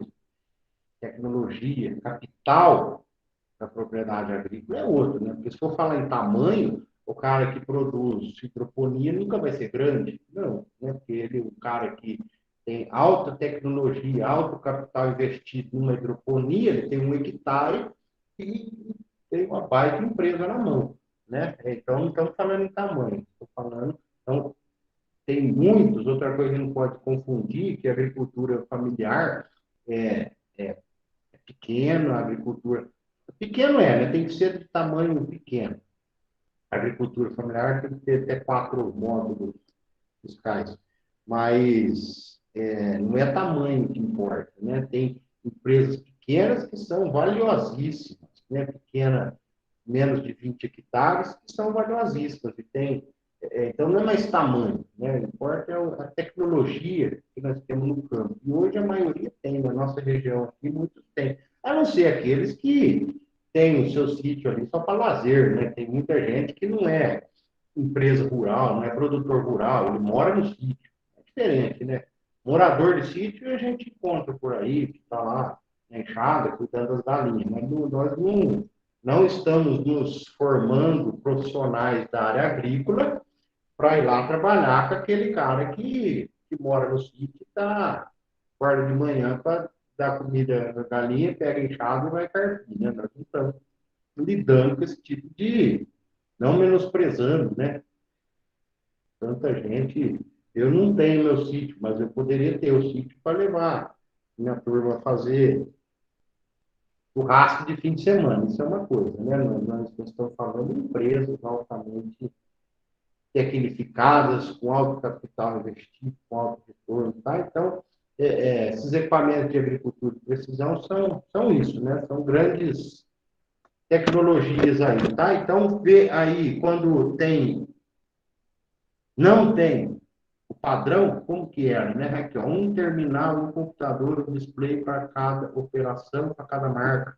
Olha como é que é uma cabine, quando não se tinha um padrão ISO, ou quem ainda não tem um padrão ISO. Hoje aqui, um terminal padrão ISO faz tudo, você só precisa avisar ele. Agora é hora de plantar, agora é hora de pulverizar, agora é hora de fazer preparo do solo. Ele não quer nem saber a marca do implemento que está lá engatado. Ele vai, qualquer desses... Aqui são alguns exemplos, né?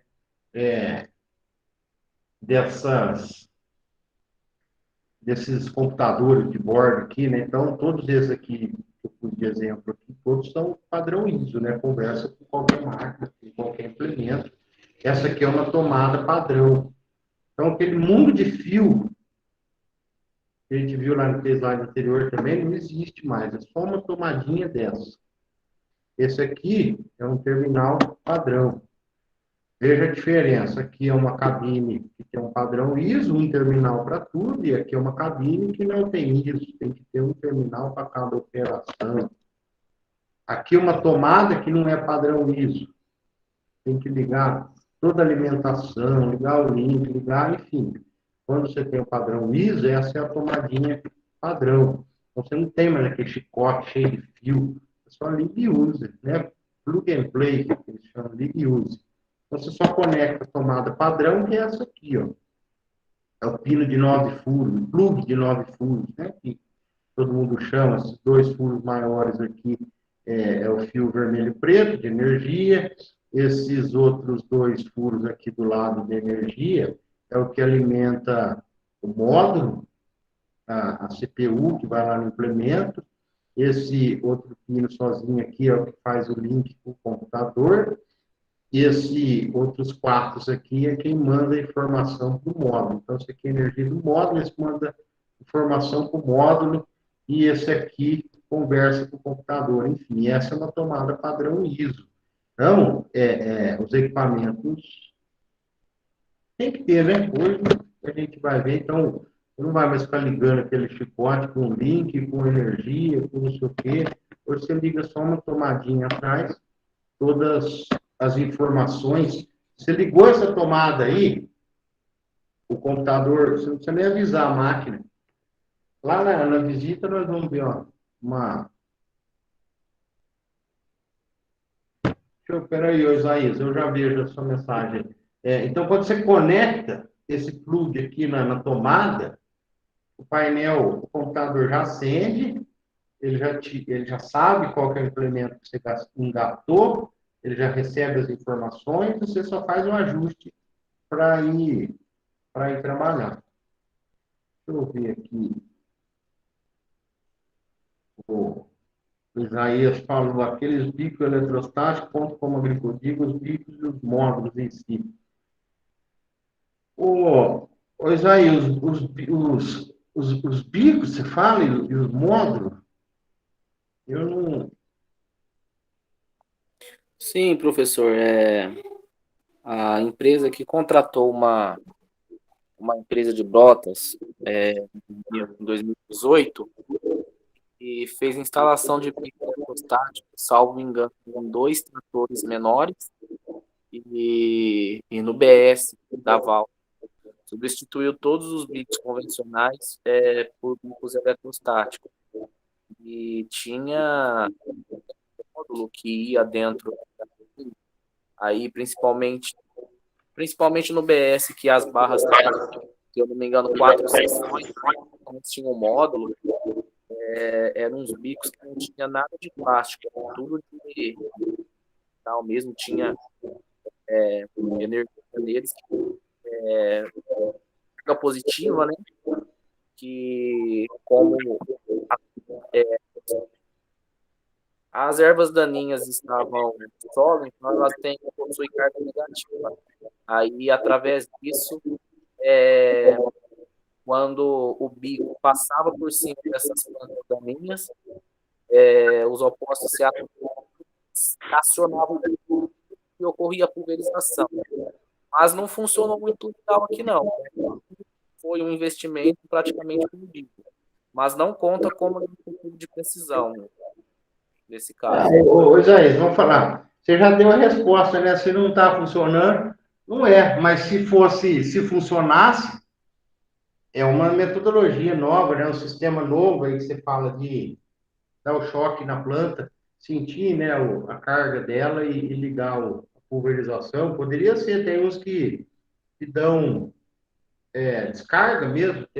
Tinha uns que eu vi que tinha um eletroímã que gerava carga e saía dando choque, queimando a lavoura. Também não deu certo, não, até por conta de incêndio. Mas o que você está falando especificamente deve ser meio parecido ali com aquele que a gente viu, né, com sensor. É um sensor, pelo que eu entendi que você falou. É um sensor, né? Deve fazer a mesma função ali daquele um que a gente viu ali atrás. Sim, eu estava observando no vídeo, mas é um sistema totalmente parecido, sim, mas eram uns módulos bem menores, que não sabe do módulo, cada bico. Eu pergunto mais do módulo e tinha tanto que o BS daqui, os menores, na parte da pulverização, tem o GPS ali, né? O visorzinho lá dentro. E mesmo assim não funcionou. Então eu pergunto por causa disso. Eu especificamente eu nunca vi ao vivo, né? Eu entendi o que você falou, mas eu nunca vi ao vivo trabalhando. Mas pode ser uma tecnologia nova que surge no mercado aí. Tomara que eles se adequem direitinho e achem os erros para que ganhe mercado logo aí. Sim, sim. Bom, mas é isso aí. Então a gente vê que aqui a ideia dessas tomadas é isso aqui, ó. Então, né? Conclusões aí, a gente está terminando a aula já. Melhor valor, porque é um único terminal, um único display, né? Faz todas as operações, é mais fácil de usar, porque você aprendeu a usar você usa todos. Sistema ligue e use, ou seja, plug e play, que fala, você conecta e já. Só que você ligar lá, já aciona o software, ele já sabe qual que é o equipamento, então te dá uma maior flexibilidade, você escolher o equipamento mais adequado que você esteja precisando, né? Se o concorrente lança uma coisa melhor, você pode usar o do concorrente, você não está preso à marca da cabine, né? Então, uma documentação em termos de dados, mapas, e mais segurança, né? Que você compra hoje pode ser usado lá na frente em outras máquinas. Pessoal, é isso. Está dando aí quase 2 horas de aula. Eu acho que por hoje está bom. Aí na quinta-feira, eu volto com a última aula, nós vamos falar um pouquinho de GPS e dos outros sistemas aí de informação em mapas. E a gente finaliza na quinta-feira. Feito, se ninguém tiver dúvida, boa noite a todos. E na quinta a gente está aí de novo. Professor, Amanda. na aula prática, a gente vai poder entrar na cabine ou não? Vamos. Vai. O piloto automático e tudo. Tá bom, obrigada. Boa noite aí, professor. Boa noite aí, pessoal. Tchau, tchau. Boa noite, professor. Valeu, obrigado. Até quinta. Valeu. Até quinta. Boa noite a todos. Boa noite.